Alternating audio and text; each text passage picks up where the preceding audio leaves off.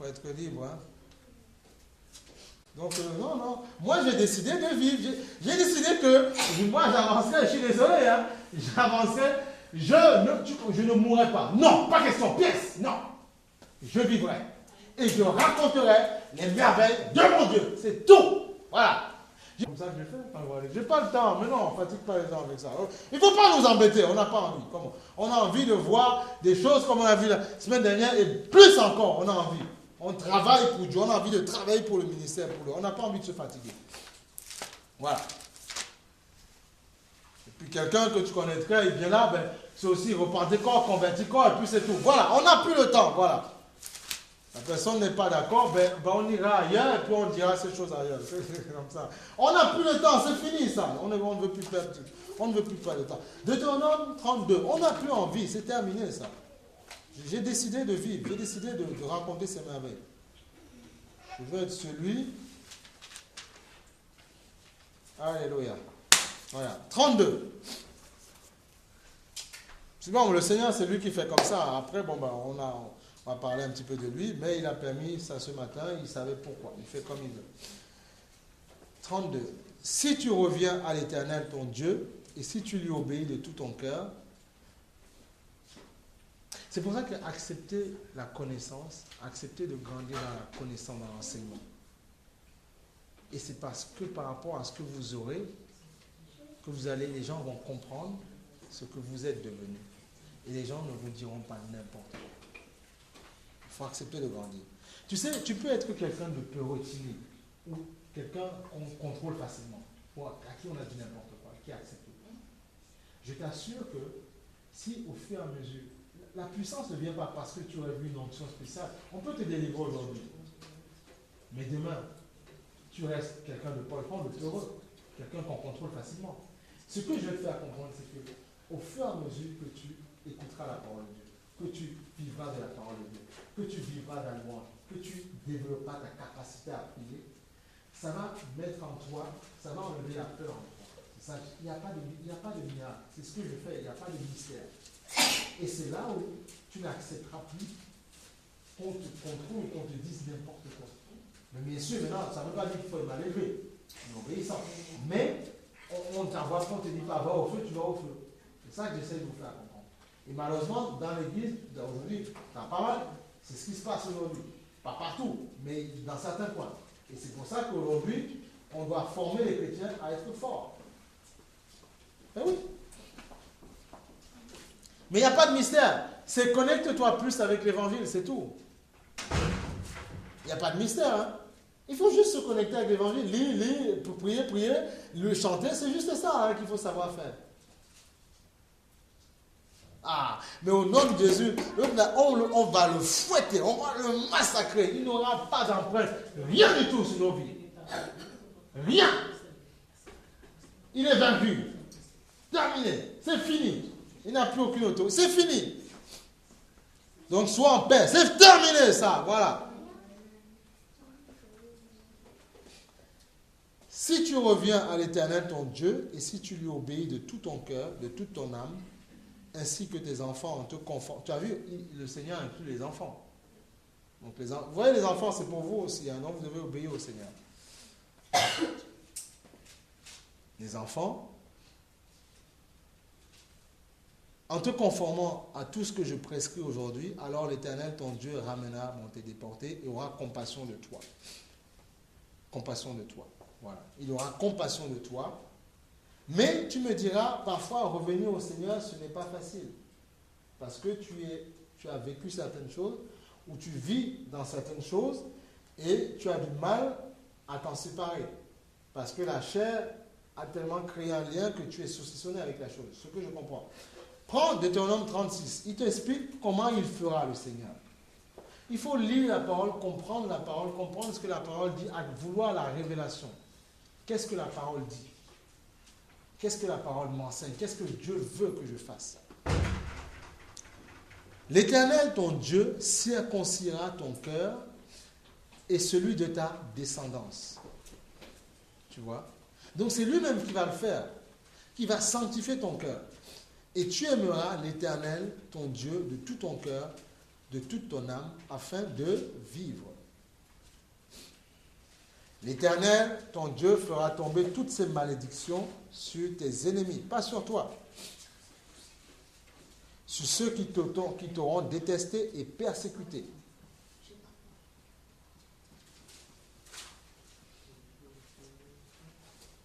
Ta chair peut avoir vécu des choses difficiles. Mais crois que la restauration, la régénération se passe dans l'esprit. Si tu as compris ça, tu vas voir comment même ta chair, ton aspect extérieur va changer. Parfois, on peut être noir, je veux dire sombre, quand je dis sombre, énervé ou avoir les traits tirés, ça reflète l'état parfois de notre cœur, ce qui se passe dans notre cœur. Et si tu laisses Dieu faire dans ton cœur, si tu laisses Dieu changer dans ton cœur, je t'assure que tu verras que ça va resplendir sur ton être, sur ton visage. Ça va resplendir. Ça va resplendir.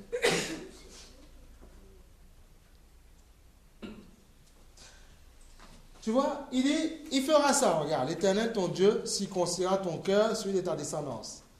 Qu'est-ce qu'il dit plus loin dans le verset 8? Quant à toi, tu reviendras. Regarde, parce qu'il circoncira ton cœur. Et parce qu'il circoncira ton cœur, tu reviendras à l'Éternel.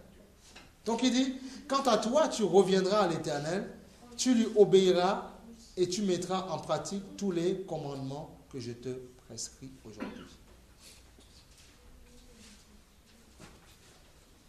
L'Éternel, ton Dieu, te comblera de bien en faisant prospérer quoi? Le travail de tes mains. C'est ce qu'on a dit. Donc, il n'a pas dit parce que je vais gratter, parce que je vais aller essayer de jouer toutes les propositions qu'on me propose. Jouer 100 000 euros, vont arriver 200 000 euros par les jeux, la France, abonnement et tous ces machins-là, qui envoient les mails et tout ça.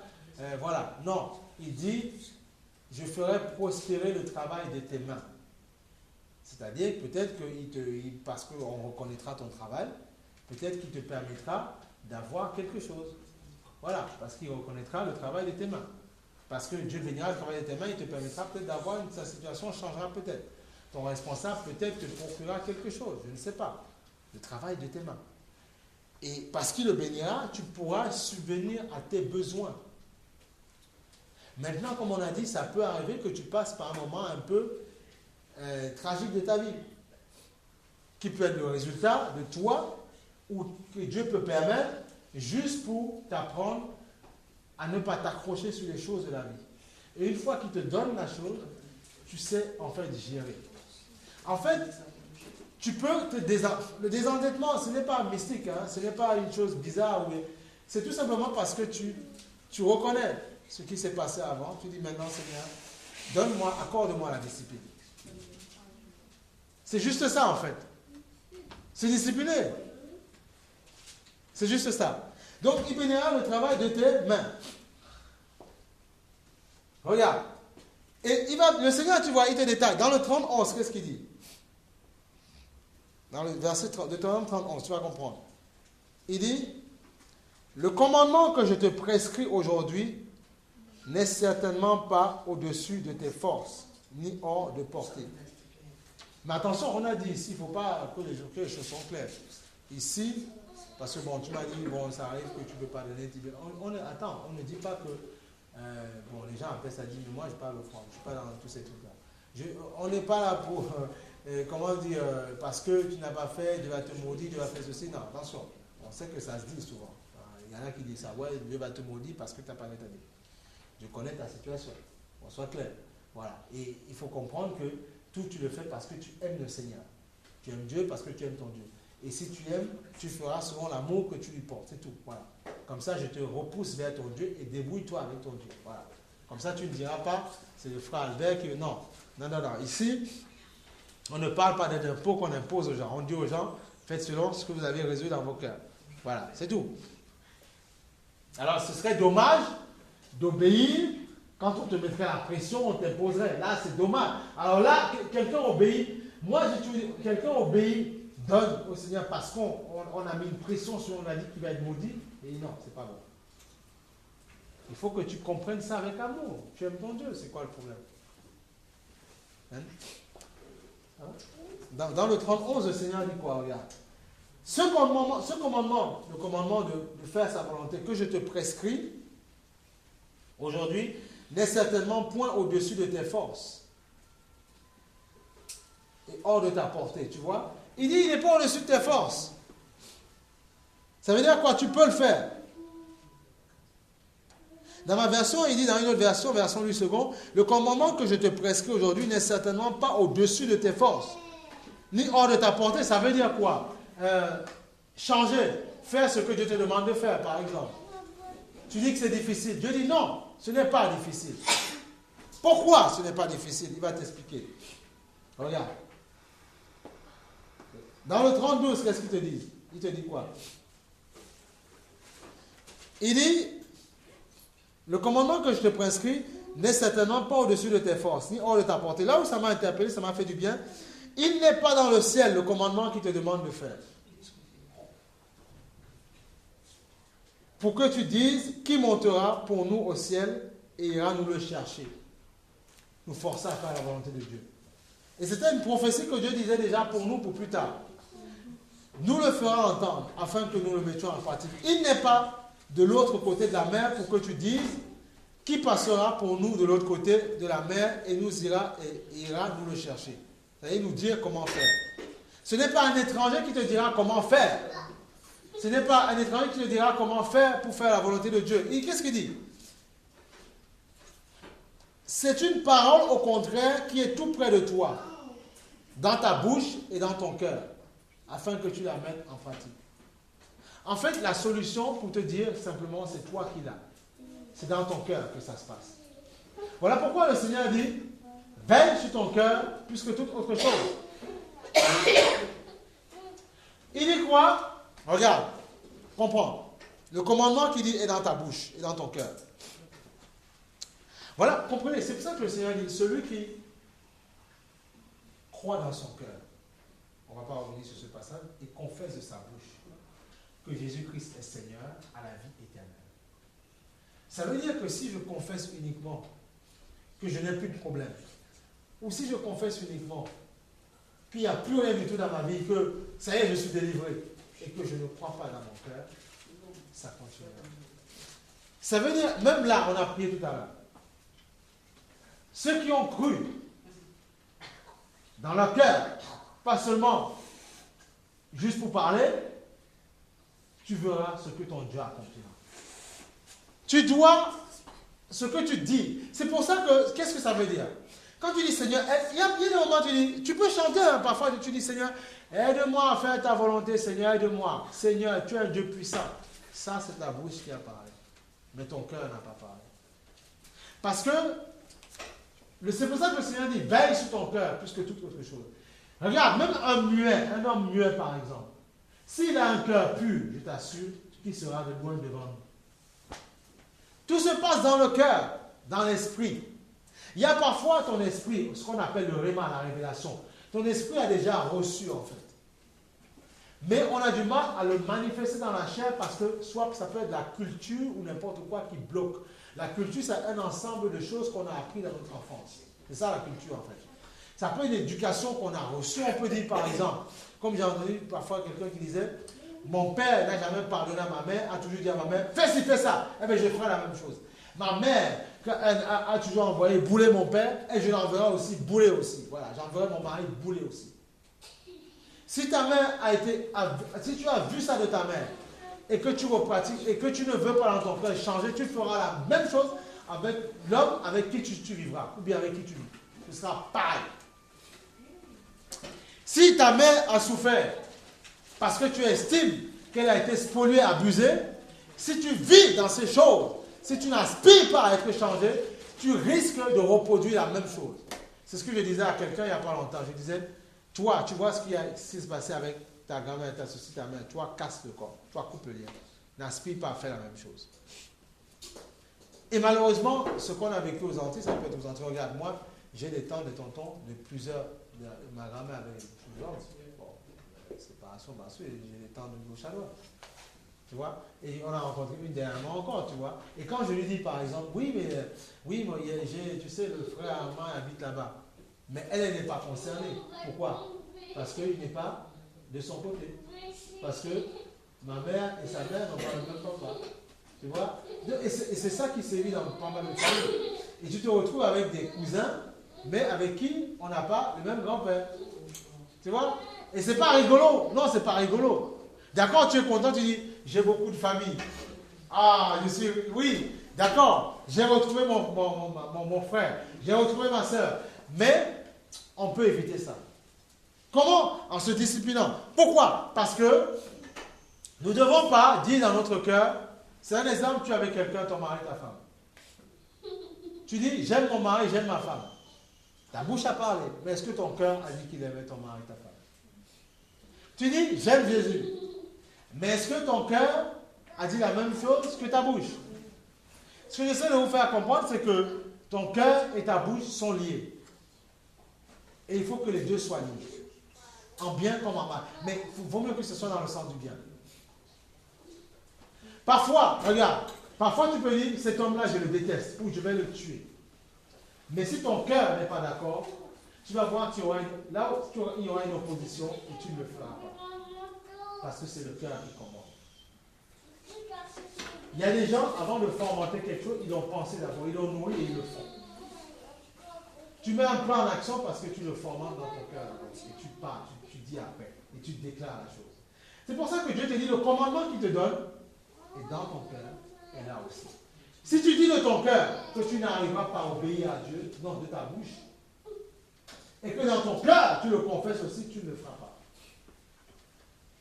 Mais si dans ton cœur, tu crois que c'est possible de marcher selon les voies de Dieu, je t'assure que tu pourras le manifester.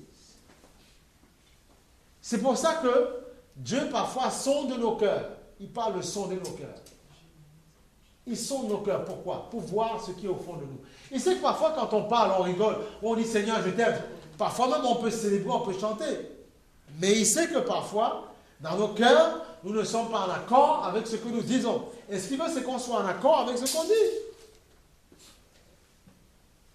Parfois, tu peux dire que je veux ça, je veux telle bénédiction. Mais tu sais au fond de toi que tu n'es pas encore prêt pour la recevoir. C'est pour ça que Dieu te forme. Oui, parce que parfois, quand parfois même tu peux te laisser toi-même dire, bon, ben je sais que je suis comme ci, comme ça. Et tu vois, laisse-moi te former. Ça ne veut pas dire que Dieu, avant de te donner quelque chose, il faut que tu sois saint de saint, pur de pur. Non, il te formera encore quand tu auras les choses. Mais ce qu'il ne veut pas, c'est que, il peut avoir les scories qui restent encore dans ton cœur.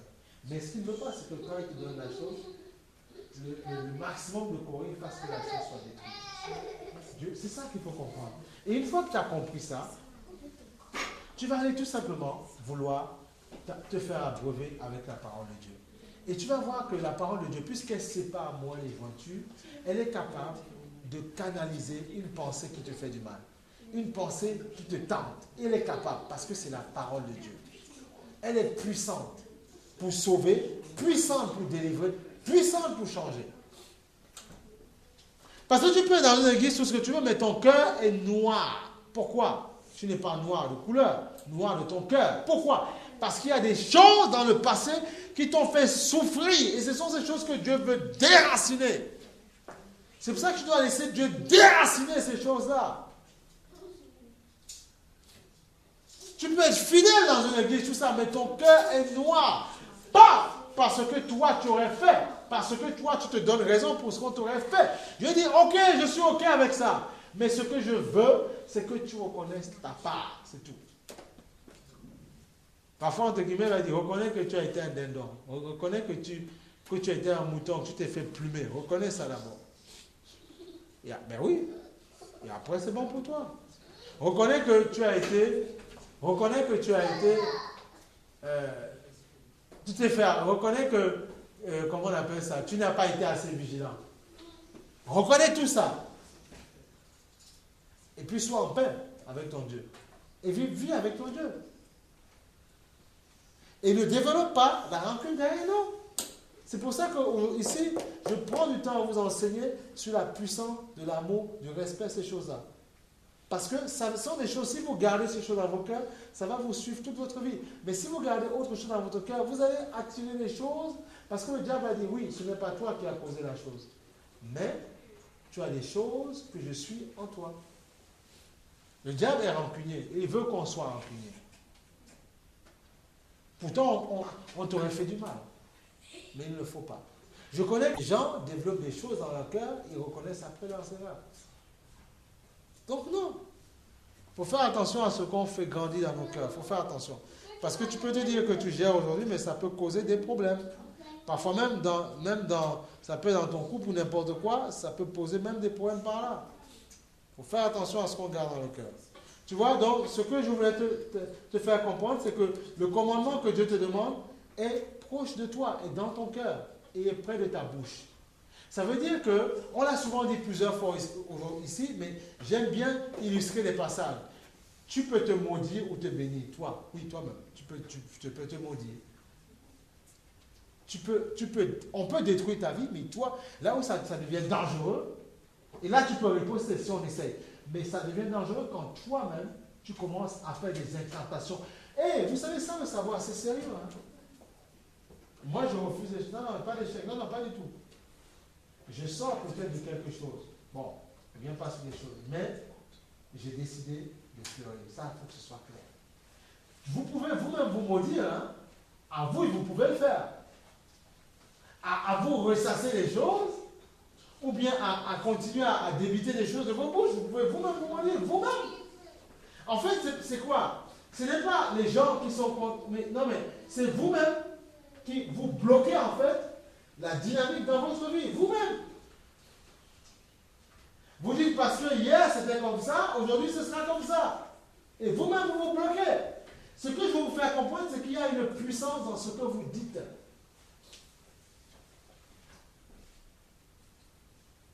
Il y a une puissance dans ce que tu dis. Regarde, quand tu vas blâmer un enfant, tu vas être dur avec lui. Son visage va s'attrister. Bon, parfois ça peut être une bonne cause. Mais ça devient le poids de ta bouche. Quand tu vas dire, oh, je t'aime bien, tu vas le serrer, ça veut dire, oh, papa, mon père, ma maman. Donc tu vois la puissance de la bouche. Mais parfois, quand lui-même, là où ça devient bien, c'est que quand il comprend que tu as réagi comme ça parce qu'il a mal agi, ils sont très intelligents, ils ne sont pas comme nous. Non, pas du tout. J'ai vu ça plusieurs fois. Quand ils comprennent que c'est eux qui ont causé la chose, tu vois bien, naturellement, ils viennent. Mais quand ils savent que tu as fait une chose alors qu'ils n'avaient pas droit de recevoir, ils développent la rancune en fait. Ils t'en veulent en fait. C'est ça qu'il faut comprendre. Donc, qu'est-ce que ça veut dire? Ça veut dire que ne t'inquiète pas, parfois tu peux être carré avec quelqu'un, mais quand la personne reconnaîtra ses torts, ça se passe bien. Mais quand c'est toi qui as... Donc, ce que tu peux dire peut froisser quelqu'un. Donc, tu vois la puissance qu'elle a à la bouche. Donc, ce que tu as est capable de délivrer, de bénir quelqu'un. Bon, de recadrer aussi quand il faut, mais de maudire aussi. Et toi aussi, tu peux même toi-même te maudire quand tu parles. Tu peux te paralyser. Il y a des gens, ils disent, quand ils causent avec les gens, ils disent, de toute façon, je n'y arriverai à rien. Il n'y a que des problèmes ici-bas, de toute manière. Il y a trop de racisme, il y a trop de problèmes. Il n'y arrive à rien. Ils sont bloqués partout, ils me bloquent parce que je suis noir, parce que je suis blanc. Mais tu n'y arriveras pas, je suis désolé. Tu te bloques des portes. Tu te bloques des portes. Tu vas dire, ah, blanc, blanc, comme ça. Mais tu te bloques des portes. Tu dois être peace, cool avec tout ça. Tu t'enténèbres toi-même. Donc, comprends? C'est pour ça qu'il faut changer de langage. Il faut changer la façon. Mais il faut la changer complètement. C'est pour ça que le brisement est important. Le brisement est important. Le brisement, ça ne veut pas dire que tu vas perdre ton emploi, tu vas avoir des maladies. Non. Le brisement veut dire que Dieu va changer ta façon de concevoir les choses. Il faut accepter le brisement. Parce que c'est bien. Parce qu'une fois que Dieu t'a bien brisé, bien comme il faut, après tu te sens bien et Dieu te donne maintenant le langage qu'il faut dans ta bouche. Pourquoi? Parce que ce n'est pas qu'il veut que te détruire, c'est qu'il veut que tu t'attires la bénédiction, que tu t'entoures de bénédiction. Si tu commences, regarde, dès le départ, on vous dit dans votre tête, regarde, non mais c'est très sérieux. On n'y arrivera à rien dans l'église, on n'y arrivera à rien, de toute façon on ne pourra rien payer, on ne pourra rien. En fait, tu te bloques. Comprends, c'est sérieux. Et tu ne... En fait, tout dans votre bouche, c'est important là. C'est très sérieux. Quand vous débitez des choses qui sont pour vous attrister, des choses comme ça, vous dites par exemple, Bon, c'est un exemple, je n'y arriverai pas. Même parfois, vous pouvez chanter, tu dis, oh, on ne sera jamais, on n'y arrivera pas. Et puis tu convoites plus ces autres, tu dis, nous on est nuls, vous serez nuls, vous serez des nazes. Excusez-moi le terme, oui. Mais si tu dis non, on n'y arrivera pas à fond, tu y arriveras. Parce que tout est possible en celui qui croit. C'est pas moi qui dis, c'est Paul qui l'a dit avant moi. Amen. Tout est possible en celui qui croit. Vous comprenez? C'est sérieux. Donc en fait, si tu te maudis parce que tu dis je n'y arriverai à rien, personne ne m'aime, de toute façon je ne trouverai personne, et puis les gens et sans le savoir, tu vas t'entourer de personnes qui vont aller dans le sens négatif avec toi, et les bonnes et les mauvaises mœurs corrompent les bonnes mœurs. C'est la parole qui le dit. Il faut faire attention. Quand tu aspires à voir que des gens positifs autour de toi, Dieu va diligenter ces gens pour toi. Mais quand tu aspires à voir, tu vas voir que des gens, les hécatombes que tu vas attirer. Parce que sans le savoir, au fond de toi, tu désires ces choses aussi. Sans le savoir. Il faut désirer la bénédiction dans ta vie pour pouvoir bénir d'autres personnes. Refuse la malédiction. Refuse ces choses-là. Il y a un pouvoir dans ta bouche. À chaque fois que tu balances des paroles, moi parfois quand il m'arrive de dire une parole, je dis Seigneur, pardonne-moi. Une parole négative dans ta vie, je suis en train d'attirer la chose. Il y a d'accord, il y a des attaques, mais il ne faut pas nourrir les combats, nourrir les attaques. Quand tu vois un combat, des guerres, nourris autre chose, nourris la solution, nourris la résolution. Quand parfois je vois parfois qu'on peut avoir des problèmes, machin, pour taper, moi je ne dis pas, je ne pense pas à problème financier, non. Je pense, Seigneur, donne-moi les tactiques, les techniques, comment faire pour pouvoir trouver des moyens. C'est comme ça que je pense. Ah oui, c'est comme ça que je fais. Ça peut être, je vais parler, ça peut être, je dis Seigneur, Seigneur, je ne demande pas les millions, bénis-moi un peu là pour que je puisse faire. C'est comme ça que je fonctionne. Ah, c'est clair. Mais c'est là comment faire. Il fait quoi? Tu as la puissance, c'est en toi.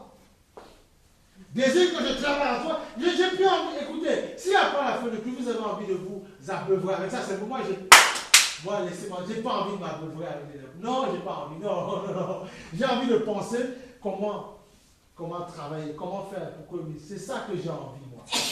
Il ne faut pas vous abeuvrer avec ces choses-là. Ne dites pas, mais j'ai peur, qu'est-ce qui va se passer? Non, tout va bien se passer. Le bateau ne va pas couler, frère. Non, il n'y a pas de problème là. Non, tu auras l'église, oui, frère. Tu auras un local, oui, frère. Maintenant, il faut aspirer à être quelqu'un par qui Dieu va travailler aussi, c'est tout. Voilà. Les gens veulent prêcher, mais il faut aussi aspirer à être un exemple derrière, de rigueur, de droiture, dans la sainteté, dans toutes ces choses-là. Ah oui. Sinon, tu es en train de faire n'importe quoi. Et Dieu te jugera après. Donc il faut faire attention. Parce que Dieu demande, il y a un prix à payer pour ça. On veut faire tous des belles choses. Beaucoup de gens veulent faire des grandes choses. Ils veulent dire, Seigneur, je me voici, utilise-moi.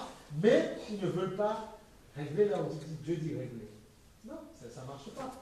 De tes propres moyens, si, certes, tu as une bouche, tu peux parler, tu peux te mettre dans le coin et dire Jésus est Seigneur. Les gens peuvent même te convertir, oui, les gens peuvent même pleurer devant toi. Dieu peut même les bénir. Mais toi, tu es plus sale qu'eux. J'ai vu Dieu attirer des gens avec des gens qui étaient sales. Mais bien sûr. Parce que c'est le don qui travaille. Et le don, c'est une faveur imméritée. C'est Dieu qui accorde le don. Mais ce n'est pas parce que tu ne reçois pas un don de puissance parce que tu es saint, c'est faux. Il y a des gens même qui sont tombés dans la bataille, je dis le premier jour, ils ont prophétisé. Ils ont reçu la prophétie tout de suite. Mais ce n'est pas pour autant qu'il ne fallait pas qu'ils travaillent les fruits, la maturité spirituelle. C'est parce que tu vas développer les fruits de l'esprit en toi, la maîtrise. Surtout la maîtrise, c'est important. Pour ne pas débiter les ennuis. Quand ça va mal, il faut que tu te maîtrises. Quand il y a la colère, parce qu'on t'a énervé, Dieu dit attention, d'accord, l'autre a commencé, il a un peu saturé l'atmosphère, toi, essaie de mettre du javel, du désherbant. Essaie, d'accord, il va pas te calmer. Je ne sais pas où est-ce que content, mais toi, fais autrement. Homme comme femme, frère comme ça, il faut faire ça. Tu n'as pas le choix. Parce qu'en faisant comme ça, ce n'est pas pour lui que tu le fasses, c'est pour Dieu. Et Dieu en tout te bénira et Dieu va te voir fleurir. C'est ça qu'il faut comprendre. Il faut le comprendre. On n'a pas le choix. Donc, n'en veux pas à quelqu'un. Le combat, il n'est pas charnel. Nous n'avons pas à lutter contre la chair et le sang, contre les puissances. C'est eux qui font le travail. Et pour finir, dernière chose, et puis on arrêtera là, qui dit, le Seigneur dit quoi? Regarde, dans Éphésiens 6, 10, 18, on prend ça. Éphésiens 6, 10, 18. Regarde, Éphésiens 6, Samuel, est-ce que tu peux nous lire Éphésiens 6, 10, 18, s'il te plaît? Éphésiens 6, 10, 18. Là, notre parole, là, je me rends compte de ça, ça a une puissance pas possible. C'est-à-dire, tout ce que tu dis, parce que tu as décidé comment on appelle ça? C'est comme si, par exemple, tu dis, tu es marié avec quelqu'un. Tu dis, bon, toi, tu me casses la tête, tu me casses, on nous divorcer. Tu nourris ça. Les esprits des ténèbres te voient nourrir la pensée, ils vont t'aider à le faire. Ce n'est pas Dieu qui va t'aider à aller signer des choses à la mairie, c'est le diable qui va t'aider avec ses démons. Il va t'aider à aller signer le papier. Tous les gens qui ont divorcé tout ça, ce n'est pas Dieu qui les a. Non, il ne faut pas dire n'importe quoi. C'est le diable, parce qu'ils ont nourri, ils n'ont pas accepté de régler les conflits. Ils ont dit c'est à cause de l'autre. Dieu dit oui, à cause de l'autre. Mais toi, il ne fallait pas répondre. Il fallait essayer de tendre l'autre jour. Et si tu ne veux pas tendre l'autre jour, tu réponds coup pour coup, ben les démons vont t'aider. Le lendemain matin, tu iras à la mairie et on va prononcer le divorce. C'est comme ça. Oui? Tu vois, c'est ça. Voilà. Donc, il faut faire attention. Parce que quand ils voient, regarde, quand tu... Regarde. Et puis, le stagiaire, il a dit. Regarde, c'est important. On va vraiment insister. Il faut comprendre. Les Russes, ils ont attaqué. Bon, lis avant, et puis on va... Vas-y, Samuel, vas-y. 6-18, vas-y, excuse-moi. 6-18. Comprenez ce que j'essaie de vous faire comprendre. Si vous avez une question, vous n'hésitez pas à poser. Moi, je n'ai pas envie que vous partiez d'ici sans... Non, il faut poser des questions. S'il y a une question à poser, s'il vous plaît. 6-18. L'évangile est pratique. Je veux que ça apporte, que vous soyez des âmes maintenant qui soient construites, vous grandissez dans la connaissance et que demain, on puisse vous faire confiance dans certaines choses. C'est ça que j'ai envie. Je n'ai pas envie qu'on est là en église, on ne sait pas. Non, on a envie de bâtir, on a envie de construire des gens. Et comme ça, Dieu construit sur vous aussi d'autres personnes. C'est ça que j'ai envie. Voilà.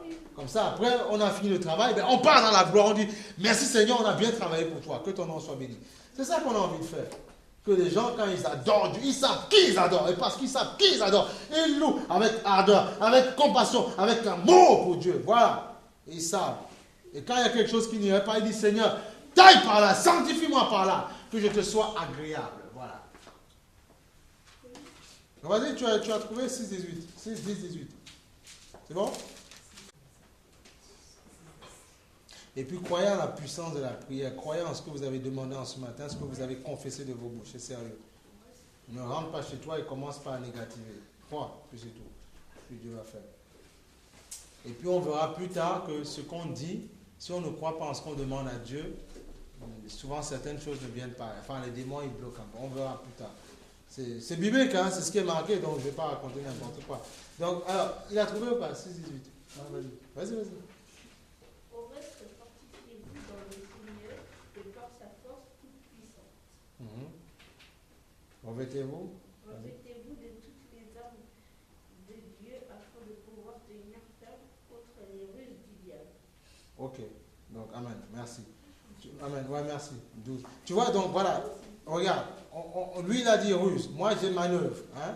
Et on sait que ruse veut dire adresse, artifice, astuce, complot, fin, stratégie, subtilité, tactique. C'est ça les ruses du diable. Tu vois les tactiques, les stratégies. C'est pour ça que parfois tu arrives, tu dis mais c'est mon frère, c'est lui qui a fait, c'est mon mari, c'est ma femme, mais arrête avec ça. D'accord, c'est la chair que tu vois, cette chair que le diable aurait selon toi utilisée pour t'énerver. D'accord. Mais sois plus malin. Comprends que tu as lutté contre l'autre qui l'inspire. Pas la personne. Et puis aime la personne. C'est tout. Au contraire, en l'aimant, tu massacres tous les pistons, tu les casses, tu les tailles. Et puis tu vois, et après lui, il revient dans son bon sens. C'est bien, tout le monde est content.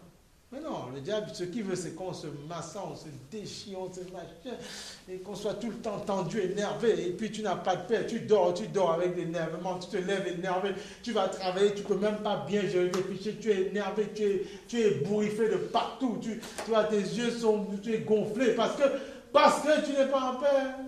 Oh, le Seigneur votre. Le Seigneur, alléluia, le Seigneur, il faut, mais le Seigneur est merveilleux. Mais regarde, le Seigneur est merveilleux. Tu vois? Non, mais c'est vrai, c'est quelque chose, hein, mais non, non, vraiment, non, nos semblables n'ont rien à faire. Non, excusons-les, pardonnons-les, s'il vous plaît. Et puis, mettons notre match avec l'autre, s'il vous plaît. Et là, ce sera mieux comme ça. Ce sera mieux. Tu vois, les tactiques, les faits, les ruses, les techniques, les stratégies. Ils montent des plans, des complots. On va l'attendre ce matin, on va lui faire ça, on va faire. Tu vois, on sait qu'elle aime bien quand le chocolat est dans l'armoire. On va faire en sorte que l'enfant n'importe qui place dans l'autre armoire. Où est mon chocolat? Ça veut dire quoi? Mais il fallait laisser mon chocolat. Pourquoi tu en aimais? Excusez-moi, s'il te plaît. Non, mais il fallait pas faire. Oh! Et puis, tu vois, tu pars au travail, tu es énervé. Le chocolat a gâté toute ta journée. Voilà. Pour un emplacement. Ça se trouve, c'est peut-être l'autre, oui, l'autre qui a dit à l'autre, bon, lui, il ne sait pas, lui, c'est un pantin. Il sait que tu n'aimes pas que ce soit là, mais lui, pour X raison, il ne sait pas ce qui se passe, il prend le chocolat, il met ailleurs. Il dit il pense qu'il a bien fait, il ne sait pas. Voilà, tu vois, et voilà, c'est ça, les techniques, les tactiques du diable. Les techniques, frère. Il est vicieux, il est malin, il est astucieux, il est subtil, il a des feintes, des techniques pour dribbler. Il est très fort. Il est très fort. Ton frère ne t'a rien fait, il te pointe ton frère. Tu es bloqué avec ton frère. Celui qui te prétend, il dit non, c'est lui. Il faut le tailler, il faut le mal. Mais non, il ne t'a rien fait. Non, oublie-le. Te parle de l'évangile. Toi, tu lui as dit, Seigneur, bon, maintenant je suis devant toi, c'est toi et moi. D'accord, ton Seigneur m'a dit, ok, il a dit, j'ai compris. Maintenant, c'est toi et moi. Comment on fait? Voilà, c'est tout. Il faut pas faire. Et là, tu verras. Et là, Dieu lui-même te donne lui-même la solution. Il faut apprendre à dialoguer, à parler avec Dieu. Il faut apprendre à parler avec Dieu. Donc, tu vois, regarde, dans le 12, en effet, ce n'est pas contre l'homme que nous avons à lutter, contre celui qui a mis ton chocolat dans l'autre armoire. Ce n'est pas avec lui que tu as lutté. Mais contre les puissances, contre les autorités, contre les souverains. Lui, ça lui suffit. Hein. Il n'a pas besoin d'aller faire les divisions. Hein. Il commence par le chocolat. On commence par là. Et après, il va nourrir la division. Il ne faut pas attendre qu'il fasse une attaque bizarre sur toi. Justement, on veille trop sur des attaques tellement bizarres que les choses subtiles, simples, on ne s'arrête pas dessus. Parfois, c'est très subtil. Tu arrives au travail, il a déjà rempli un de tes collègues, il a énervé ton collègue chez lui. Ton collègue arrive avec son énervement et il ne sait pas pourquoi, il va l'appeler, il commence à parler et puis subitement il y a un flot qui monte en lui, il se dit celui-là, on va lui donner une parole. Et tu vois, parce qu'il y a un esprit de colère en lui. Et toi, tu es tranquille. Mais le diable dit, moi je vais m'occuper de toi. Ok, mais les corbats. Eh oui, je vais m'occuper de toi. Et lui, il te donne la parole. Il te met en colère. Tu dis, mais j'ai envie de raccrocher, mais pourquoi il m'irrite? Mais qu'est-ce qui se passe? Tu vois, et puis voilà, ça commence à monter, ça monte. Et après, il dit, c'est bon. Comme ça, il sait que, il dit, bon, maintenant à l'autre, raccroche, j'ai fait ce que j'avais à faire. Et après, toi, comme c'est rentré dans ta boîte crânienne, tu commences à nourrir. Et après, c'est bon pour la soirée. Et tu rentres chez toi, tu mets le sucre à la maison, c'est terminé. Oh, et puis c'est tout, voilà, c'est terminé. Tu mets le sucre, et le mec, comment ça va, tu vas bien? Si tu vas me balader. Parce que tu n'es pas tranquille dans ta tête. Voilà. Mais que Dieu nous aide, qu'il nous fasse grâce. Et on arrivera à triompher. Mais oui, amen. On arrivera à triompher. Son nom est béni, son nom est élevé, son nom est magnifié. Nous le bénissons et nous prions vraiment qu'il nous aide à continuer l'enseignement, qu'il attire les âmes, qui nous permet de pouvoir attirer des gens, leur parler franchement, sincèrement de l'évangile et que les cœurs se donnent. Alléluia. Donc, juste pour finir, même dans Ézéchiel 36, 26, le Seigneur dit, je vous donnerai un cœur nouveau et vous m'adorerez. Je vous donnerai un cœur nouveau et vous allez m'adorer. Un cœur nouveau, un cœur d'adorateur. Un cœur nouveau. Alors, ne te perturbe pas si tu n'as pas encore ce que tu veux. Laisse Dieu faire. Laisse Dieu faire. Laisse Dieu faire. Comme dit, si parfois quelqu'un t'héberge, comme ça peut être le cas pour certains, toi reste en paix, ne vis pas en conflit avec la personne, dans l'amour, et puis tout se passe bien. Et puis après, Dieu te donne ce qu'il a à faire. Voilà. Pour d'autres, ça peut être autre chose. Il faut juste vivre dans la paix. Et comme on a dit, si on aspire à ce que Dieu, on vomisse tout ce qui n'a pas été, je sais pas, qui n'a pas été glorieux pour nous dans notre vie, mais Dieu dans son amour fera ce qu'il a à faire. Et nous, en retour, le gros problème, c'est de ne pas donner coup pour coup. Si tu apprends à ne pas le faire, c'est bon pour toi. Tu apprends à bénir quand on t'a maudit, c'est bon pour toi. Et c'est ce que je me tuerai à vous enseigner toujours. Mais n'oubliez pas la puissance de ce que nous avons dans notre bouche. La puissance de la parole. La puissance de la parole. Puissance de la parole. Mais bien sûr, le chrétien, ce n'est pas un mendiant, c'est faux ça. Le chrétien peut passer par des moments un peu raides, mais Dieu nous a dit qu'on ne mendira pas notre pain. Il faut savoir proclamer la parole. On n'est pas là pour demander non, je ne mendirai pas mon pain. Mais voilà, c'est tout. Voilà le problème. Dieu a dit, tu ne mendiras pas ton pain. Le juste vivra par la foi. Il te donnera toujours, il pourvoira à tes besoins. C'est tout. Voilà, c'est comme ça.